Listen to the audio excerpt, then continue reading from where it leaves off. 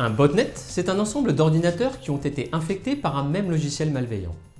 Là où les personnes malveillantes à la tête de ce botnet pourront contrôler tous les ordinateurs contaminés à distance et leur faire exécuter des actions sans même que les utilisateurs de ces ordinateurs ne s'en rendent compte. Par exemple, un pirate qui est à la tête d'un botnet peut donner l'ordre à tous les ordinateurs qu'il contrôle d'attaquer un site internet ou d'envoyer des mails de spam. Les fonctionnalités qu'on retrouve dans un botnet sont bien entendu celles que l'on a évoquées dans le cadre des logiciels malveillants, c'est-à-dire l'attaque de sites internet, l'envoi de spam, la propagation de logiciels malveillants et le vol de données confidentielles comme les mots de passe et numéros de carte bleue par exemple. Alors, il y a des petits botnets et de gigantesques botnets qui peuvent atteindre plusieurs millions de systèmes infectés.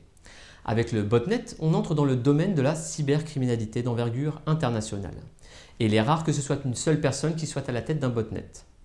Et étant donné les capacités des botnets et les sommes d'argent en jeu, il existe bien entendu plusieurs botnets contrôlés par des personnes ou groupes d'individus différents.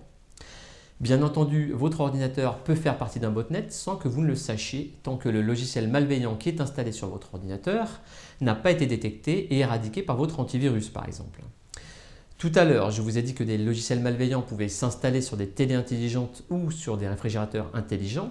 Sachez qu'on a justement détecté des télés et un réfrigérateur faisant partie d'un botnet. Vous n'aviez sans doute jamais imaginé qu'une télé ou un réfrigérateur puisse envoyer du spam ou attaquer des sites internet. Et pourtant, avec le développement de ce qu'on appelle les objets connectés, on va assister dans les prochaines années à de gros problèmes liés à la sécurité de ces objets qui feront partie de notre quotidien et qui risquent d'être compromis par des logiciels malveillants. Alors que ces objets connectés ne se sont pas encore démocratisés, les pirates, eux, sont déjà prêts à les contaminer. C'est une notion importante à savoir. Passons maintenant à un autre type de logiciel malveillant, une menace qui progresse rapidement, le rançongiciel.